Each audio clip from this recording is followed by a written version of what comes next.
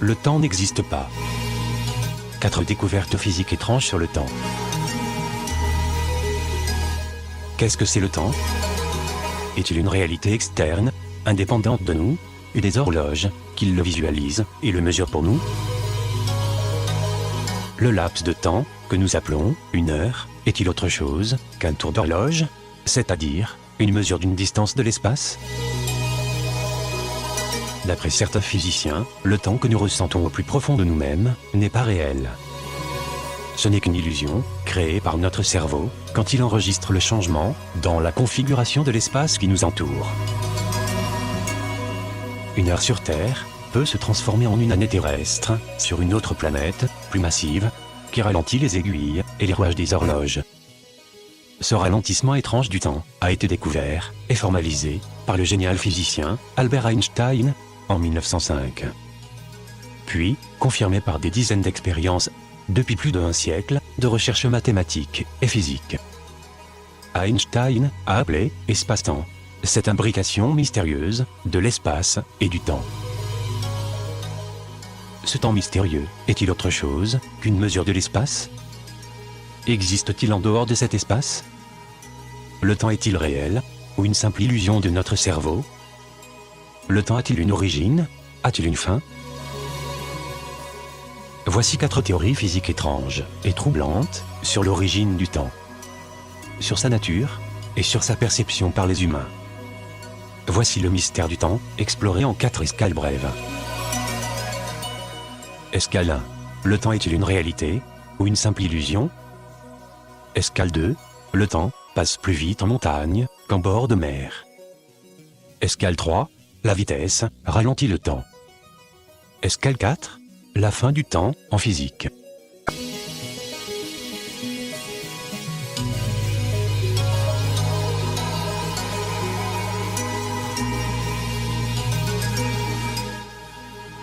Quand on fait des expériences de précision, on ne peut pas accepter l'idée que le temps existe. Donc même à l'échelle d'une pièce d'habitation, en toute rigueur, le temps n'existe pas. Bien entendu, à la précision de la vie courante et même à la précision de nos montres, on ne s'en aperçoit pas, donc on fait comme si le temps existait.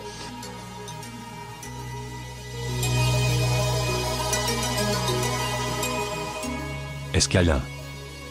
Le temps est-il une réalité ou une simple illusion? L'une des choses les plus étranges dans l'histoire des sciences, c'est l'absence complète de la définition du temps.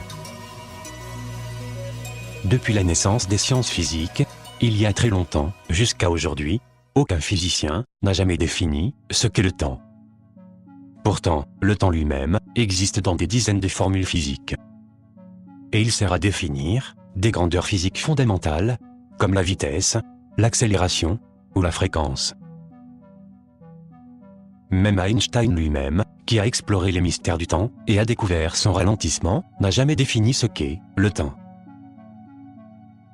Cette absence incroyable de la définition du temps a poussé de nombreux scientifiques et philosophes à se demander si le temps existe vraiment en dehors de nous.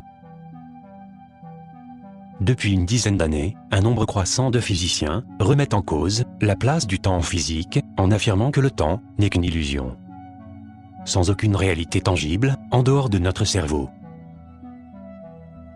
Certes, nous percevons tous l'alternance réelle du jour et de la nuit, et le vieillissement implacable de notre corps. Mais, tous ces phénomènes sont des changements dans l'apparence de la matière, c'est-à-dire un changement dans la forme de l'espace qui nous entoure. C'est ce changement de l'espace que nous appelons le temps, qu'il soit une seconde, une heure ou une année. Chose incroyable, la mesure du temps elle-même, comme elle a été définie depuis l'origine de la civilisation humaine, est en réalité une mesure d'une distance de l'espace. Par exemple, une heure est définie comme étant une distance parcourue par une aiguille dans un espace appelé horloge. De même, une année est définie comme un tour spatial effectué par la Terre autour du Soleil. La conclusion incroyable qui se dégage de ces exemples est que le temps que nous manipulons et décrivons depuis l'aube de la civilisation humaine n'est qu'une description de l'espace. Et plus exactement, c'est une mesure d'une distance de l'espace. Autrement dit, le temps perçu et mesuré par les humains est en réalité une description des configurations de l'espace. C'est un constat incroyable et étrange. Le temps perçu par les humains est une émanation de l'espace. Ce fait étrange a convaincu de nombreux scientifiques et philosophes que le temps perçu par les humains n'existe pas de manière intrinsèque dans l'univers. C'est une simple illusion créée par notre perception du changement dans la configuration de l'espace. C'est exactement comme l'illusion du mouvement créée par la projection continue d'images fixes qui défilent sur un écran devant nos yeux. Notre cerveau nous fait croire que les images sont animées alors qu'elles sont fixes.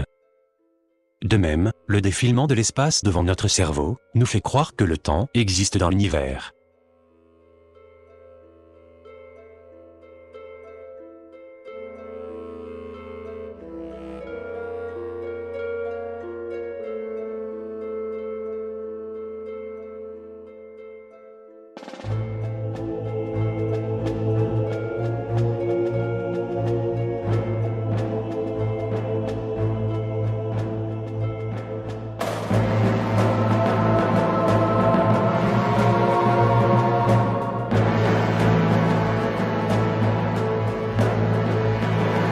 Escale 2. Le temps passe plus vite en montagne qu'en bord de mer. Le temps ne s'écoule pas à la même vitesse pour tout le monde.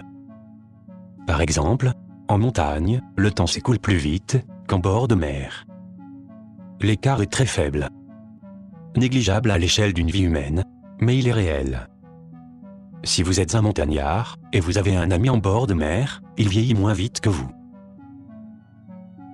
Cette étrange réalité a été démontrée par Einstein en 1905 lorsqu'il a établi sa théorie de la relativité restreinte.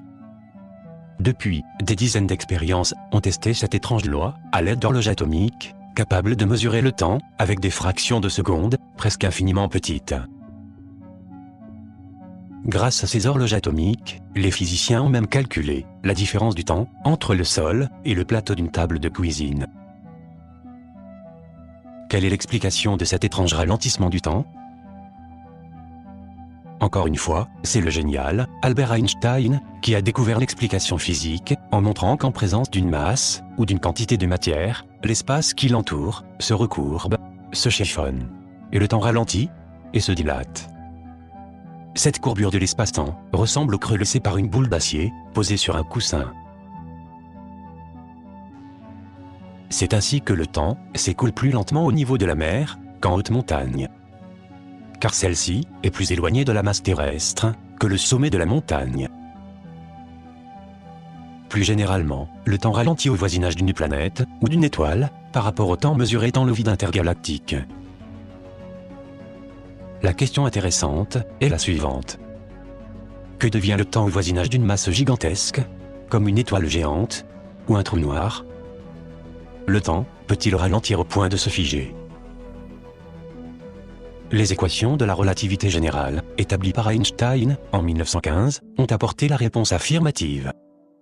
Au voisinage d'un corps très massif, comme un trou noir géant ou une étoile à neutrons, le temps ralentit au point de se figer par rapport à un observateur externe. Le corps qui le subit semble plongé dans une éternité où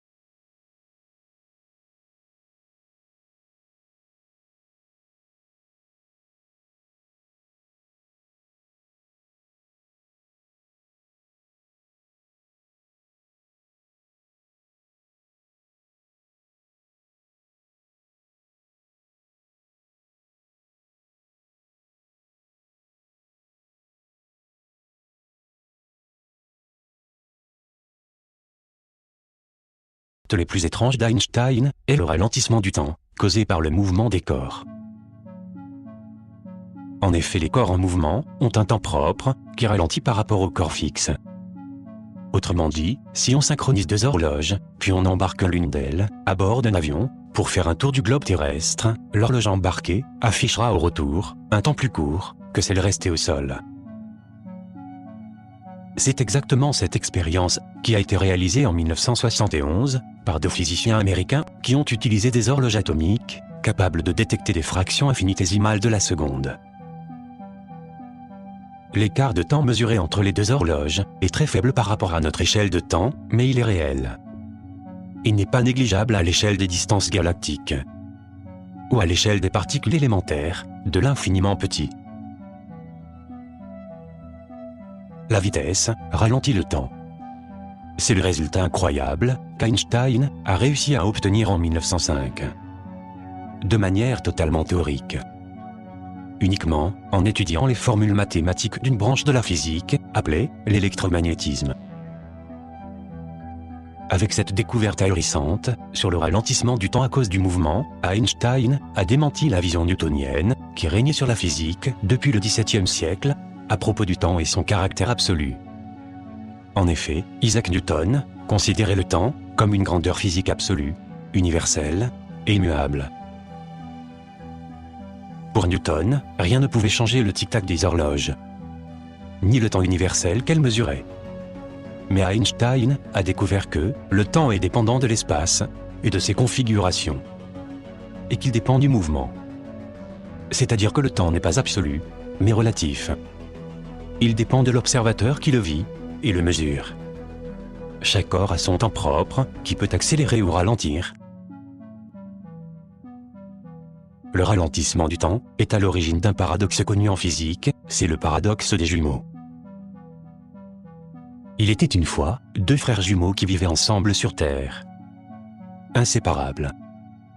Un jour, un savant fou, mais génial, proposa à l'un des jumeaux de l'emmener en excursion sur une planète éloignée, pour un mois, à bord d'un petit vaisseau spatial qui se déplaçait à une vitesse proche de celle de la lumière. Après quelques jours de négociations et de pleurs, les jumeaux acceptèrent de se séparer pour la première fois. Un mois de séparation, c'était douloureux pour eux, mais supportable. Pendant un mois, le jumeau voyageur effectua un voyage fantastique sur la planète éloignée, accompagné du savant fou.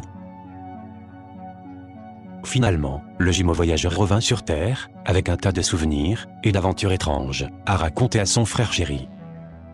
Hélas, il ne retrouva jamais son jumeau. Ni sa maison. Ni son pays. Ni la planète Terre de son enfance. Son frère était mort depuis plus de 1000 ans. Sans avoir l'air choqué, le savant fou lui expliqua calmement que bien qu'ils étaient jumeaux, les équations d'Einstein imposaient à chacun un temps propre. C'était une conséquence du voyage à grande vitesse qui ralentit le temps. Un mois pour le jumeau voyageur valait 1000 ans pour le frère resté sur Terre. Morale de l'histoire, apprendre les équations d'Einstein peut parfois éviter des drames familiaux.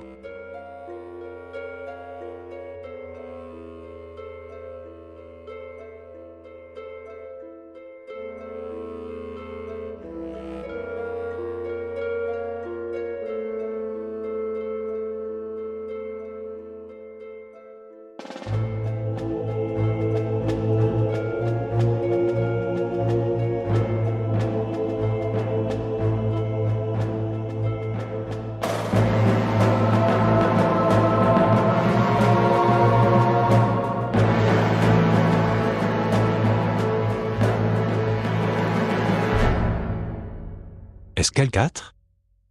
La fin du temps en physique. Depuis le début du XXe siècle, il existe deux grandes branches de la physique qui sont totalement opposées, mais qui ont été validées par des dizaines d'expériences. Toutes les deux. Et qui ont aussi, toutes les deux, des applications technologiques de haut niveau, comme l'informatique, l'électronique, les télécommunications ou la cosmologie. Ces deux disciplines sont la mécanique quantique et la relativité générale d'Einstein. La mécanique quantique est la physique qui décrit le fonctionnement de l'infiniment petit, comme les particules élémentaires, électrons, protons, neutrons, quarks, etc. la relativité générale d'Einstein décrit le comportement de l'infiniment grand.